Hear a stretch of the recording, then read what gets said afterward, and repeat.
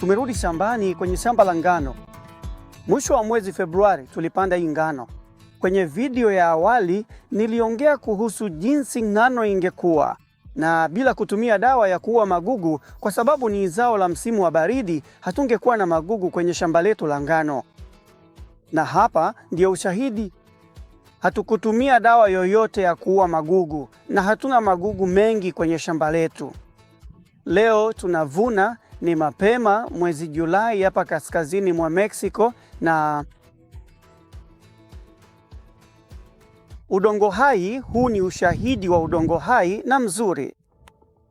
Kuwa na udongo mzuri ndio msingi, kama ilivyo kwenye maisha yetu. Kuwa na moyo, udongo mzuri moyoni mwetu, tabia zetu zinabadilisha mambo.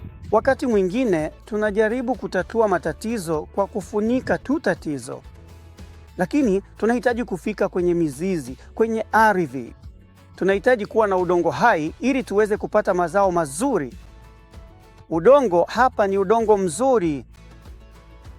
Kile tulichohitaji tu ni kuutunza, kumwagilia maji.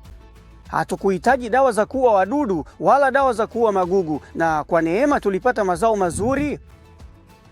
Kama ilivyo kwenye maisha yetu, tukitunza mioyo yetu, udongo wetu kwenye maisha yetu, tunaweza kuwa na ndoa bora, familia bora na mahusiano bora. Kwa hiyo udongo hai ndio msingi.